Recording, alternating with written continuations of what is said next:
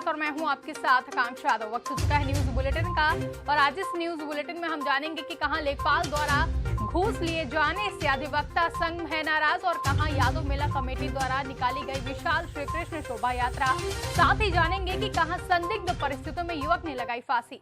ये सब जानेंगे विस्तार से, तो चलिए निगाह डालते हैं इस वक्त की खास खबरों पर।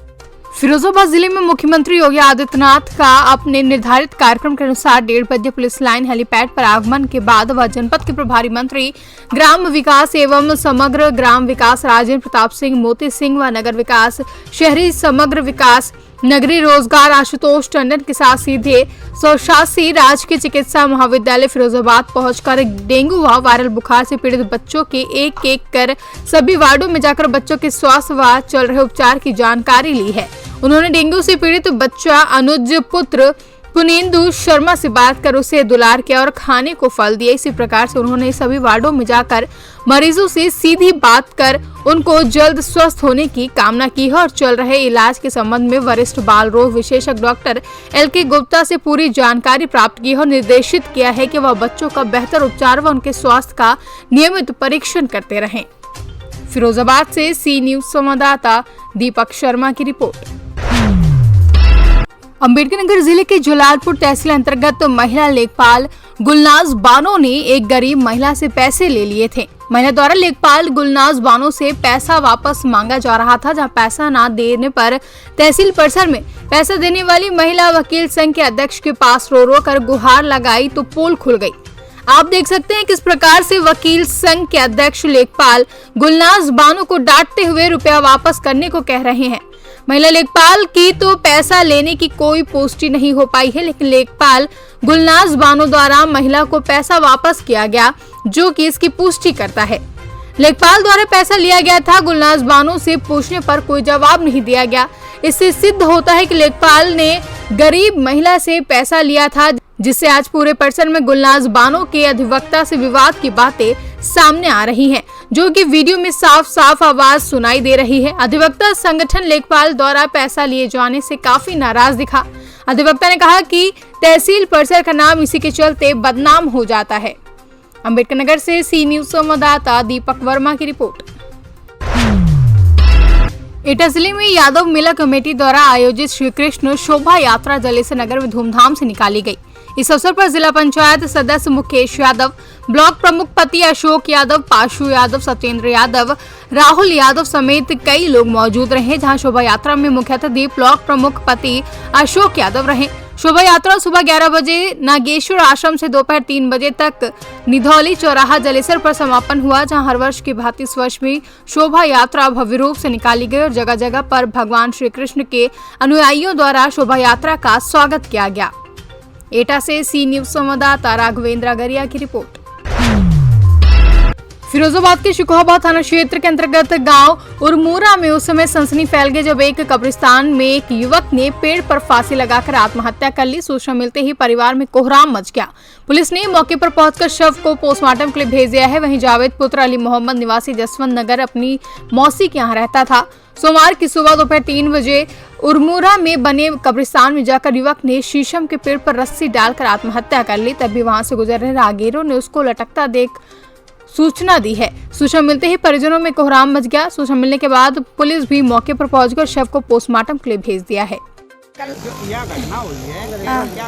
जी हमें नहीं पता, हम तो जी बोझिया रहता था जी। हम बताया लोगों ने, हमारे मतलब सड़क वालों ने कि जी लड़का फांसी पे लटका है। तब हम लोग भाग के आए, तब देखो तो ऊपर पापड़ी पे फांसी लगा ली। कोई बात हो हमें नहीं पता। पुलिस आई क्या की? हमने बताया ही नहीं, हमें पता ही नहीं कुछ। बोझिया रहता था किराए पे। कहाँ का रहता? इटा मंगा के वाले का इटावा का। फिरोजाबाद से सी न्यूज संवाददाता दीपक शर्मा की रिपोर्ट। इंदौर जिले के मेवाती पंचायत शिक्षा विकास समिति द्वारा खजराना में प्रथम मेव डायरेक्टरी के विमोचन के साथ शिक्षा, स्वास्थ्य, कोरोना से जागरूकता के लिए कार्यक्रम आयोजित करने के साथ ही कोरोना योद्धाओं का सम्मान भी किया गया। मेव बिरादरी देश का गौरव है। मेवाती बिरादरी ने देश की स्वतंत्रता में बड़ी कुर्बानी दी है। देश की आजादी में सभी का योगदान रहा है तथा देश के निर्माण विशेष पर युवाओं के द्वारा देश की भावी तरक्की के लिए सभी मिलजुल कर काम करें। उक्त उद्गार मेवाती पहचान शिक्षा विकास समिति द्वारा रॉयल गार्डन खजराना में शिक्षा, स्वास्थ्य तथा कोरोना की जागरूकता के लिए आयोजित कार्यक्रम में अतिथि वक्ताओं ने व्यक्त किए हैं। इस मौके पर मेवाती बिरादरी के सामाजिक डायरेक्टरी का भी विमोचन किया गया, जिसमें संभाग के 650 परिवारों की संपूर्ण जानकारी प्रकाशित की गई है। बता दें, इस मौके पर प्रदेश के विभिन्न शहरों से जैसे कि नीमच, मंदसौर, रतलाम, देवास, उज्जैन, खंडवा, भोपाल, सीहोर, शाहजहांपुर, मल्हारगढ़ आदि से समाज के लोगों ने शिरकत की। आयोजन किया गया है, कोरोना योद्धाओं का सम्मान भी किया गया। क्या कहना चाहेंगे, क्या किस सोच के साथ पूरा आयोजन ये संपन्न हुआ? देखिए, हमारी मेवाती समाज संपूर्ण भारत के अंदर 4.5 करोड़ करीब है। हमने इंदौर में इसकी जनगणना करी है और इस पर एक डायरेक्टरी का प्रकाशन किया है। उसके उपलक्ष्य में आज ये आयोजन किया गया था।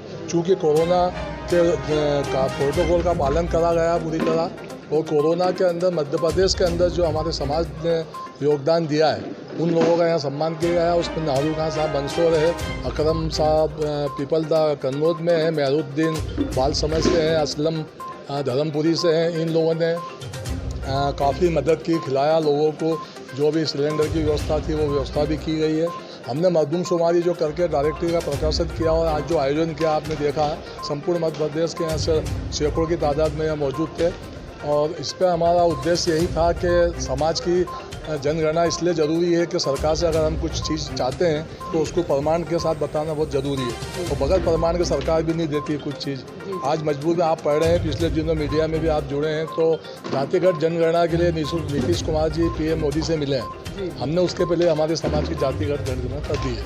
इसके पहले गुजरात में जातिगत जनगणना हमारी मेवाती समाज की हो चुकी है, डायरेक्टरी छपी है। दिल्ली में भी इस पर डायरेक्टरी छप चुकी है। और इसके पीछे हमारा उद्देश्य ये था कि गमी खुशी के अंदर एक दूसरे से संपर्क नहीं कर पाता था समाज, क्योंकि इंदौर फैला हुआ क्षेत्र है। तो उससे एक तो सुविधा ये मिलेगी कि डायरेक्टरी में हमने सारी। इंदौर से सी न्यूज संवाददाता शाहनवाज खान की रिपोर्ट।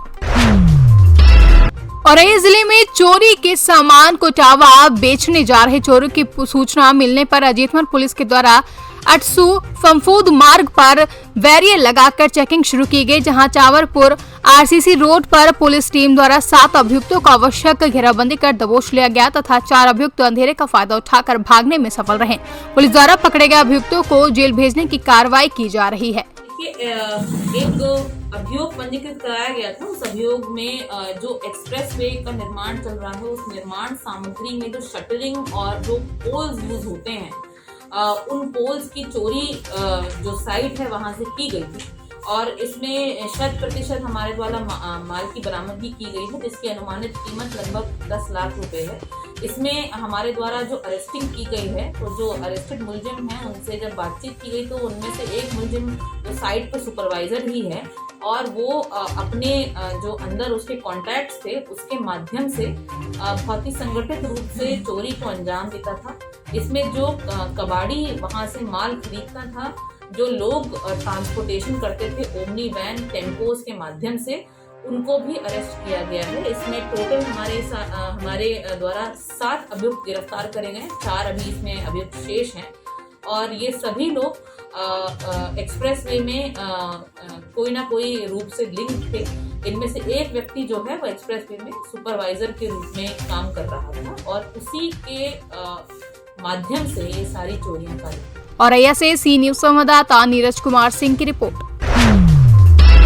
देवकीनंदन भगवान श्री कृष्ण का जन्मदिन माह भाद्रपद की 8 को रोहिणी नक्षत्र में मनाया जाता है। इसी को लेकर सोमवार को नगर क्षेत्र में सुबह से ही बाजारों में रौनक दिखी। लोग जन्माष्टमी को लेकर बाजार में खूब खरीदारी करते रहे। इसी जन्माष्टमी पर नगर के श्री कल्याण राय मंदिर, श्री द्वारिकाधीश मंदिर, कांच के मंदिर, मुरली मनोहर मंदिर, श्री अवध बिहारी मंदिर, यादवेश्वर मंदिर सहित कई मंदिरों में शाम से देर रात तक जन्माष्टमी पर भगवान श्री कृष्ण का जन्मदिन बड़े ही विधि विधान के साथ मनाया गया। जन्म होते ही गोले दाकर खुशी मनाया गया और महिलाओं द्वारा मंगल गीत गाए गए। जन्म के बाद भगवान श्री कृष्ण के दर्शन कर लोगों को शुद्ध घी से निर्मित सितोरा, पंजीरी, खीरा और पंचामृत वितरित किया गया है। भैया क्या नाम है और आज क्या कार्यक्रम है आपके यहाँ? मेरा नाम है अमित कुशवाहा और ये कांच का मंदिर है, गया पटेल नगर इनको बोलते हैं। और जन्माष्टमी का पर्व बहुत ही धूमधाम से हम लोग मनाते हैं सब लोग। पिछली बार कोरोना गाइडलाइन के चलते हुए ये कार्यक्रम रद्द हो गया था। इस बार हम लोग सब मिलकर बहुत ही अच्छा कार्यक्रम मनाते हैं जन्माष्टमी का। यहाँ मछली भी तोड़ी जाती है, चित्रम भी होता है रात को। अच्छा, ये कार्यक्रम कितने वर्षों से आपके यहाँ होता चला है? लगभग 12, 13, 15 वर्षों से हो रहा है। बोलते हैं बहुत ही उत्साह से। जालौन से सी न्यूज संवाददाता जितेंद्र कुशवाहा की रिपोर्ट। उत्तर प्रदेश बुंदेलखंड क्षेत्र अन्ना जानवरों से सबसे ज्यादा प्रभावित है। उत्तर प्रदेश में भाजपा सरकार है। उत्तर प्रदेश के मुख्यमंत्री योगी आदित्यनाथ जी का कहना है कि बुंदेलखंड क्षेत्र में गांव-गांव गौशाला बना दी गई है, लेकिन जमीनी सच्चाई यह है कि गौशालाओं में इतनी जबरदस्त बदहाली है कि वहां पर जानवर भूख प्यास से तड़प तड़प कर मर रहे हैं। दूसरी ओर बुंदेलखंड में अन्ना जानवर किसानों के खेतों में घुसकर फसलें खा रहे हैं, किसान को बर्बाद कर रहे हैं और दूसरों बुंदेलखंड के हाईवे रोड के ऊपर डेरा जमाए बैठे हैं। रात को शाम आए दिन प्रतिदिन एक्सीडेंट हो जाते हैं, जहां लोग अपनी जान गंवा रहे हैं, उधर किसान बर्बाद हो रहा है। एक्सीडेंट से लोग मारे जा रहे हैं। यह जमीनी हकीकत है उत्तर प्रदेश के बुंदेलखंड क्षेत्र की। जहां एक ओर उत्तर प्रदेश के मुख्यमंत्री माननीय योगी आदित्यनाथ जी कह रहे हैं कि हमने उत्तर प्रदेश में बुंदेलखंड में अन्ना जानवरों के लिए गांव-गांव गौशाला बना दी, लेकिन जमीनी हकीकत ये है कि उत्तर प्रदेश का बुंदेलखंड क्षेत्र सबसे ज्यादा अन्ना जानवरों से प्रभावित है। यहाँ का किसान अन्ना जानवरों से परेशान है, फसलें बचा नहीं पा रहा है। लगातार कई सालों से अन्ना जानवर किसानों की फसलें बर्बाद कर रहे हैं और यहाँ का किसान अपना घर खेत छोड़कर दिल्ली, हरियाणा, महाराष्ट्र, गुजरात ब्यूरो रिपोर्ट झांसी। उत्तर प्रदेश किसान कांग्रेस के प्रदेश अध्यक्ष शिव नारायण सिंह परिहार के नेतृत्व में आज जनपद झांसी के ब्लॉक मौरानीपुर के गांव बसेरिया में विशाल किसान पंचायत का आयोजन किया गया, जिसमें समस्याओं को लेकर किसानों ने जिम्मेदारों को खरी खोटी सुनाते हुए आंदोलन की चेतावनी दी। पंचायत में प्रमुख रूप से छुट्टा जानवर, अन्ना जानवर, विद्युत विभाग द्वारा भीषण कटौती, गौशालाओं की जर्जर व्यवस्था, खान पान की व्यवस्था न होने से अन्ना जानवर किसानों के खेतों में घुसकर फसलें नष्ट कर रहे हैं, किसान बर्बाद हो रहा है। पंचायत में कमरतोड़ महंगाई, जिसमें डीजल, पेट्रोल, गैस, कृषि यंत्र, कीटनाशक दवाइयां और रोजमर्रा प्रयोग में आने वाली वस्तुओं में कमरतोड़ महंगाई के चलते किसानों में भारी आक्रोश है। इन समस्याओं को लेकर पंचायत में किसानों ने जिम्मेदारों के खिलाफ मोर्चा खोलते हुए आंदोलन की चेतावनी दी है। क्या नाम है दादाजी? कौन सा गाँव है? बसरिया। क्या दिक्कत हो रही है आपके गाँव में? क्या दिक्कत है कि जैसे गौशाला तो बनी है कि जैसे उसमें व्यवस्था ये नहीं है कि खाना पीना जहाँ गैया हम रात के बैठते थे, दिन कहते छोड़ दे, मार दे तो वहाँ से, और छाया आया कुछ वहाँ गंजन खिलाना, कोई छाया नहीं। तो भूसा वूसा की व्यवस्था हो रही है? अगर काय की व्यवस्था, कोई व्यवस्था नहीं।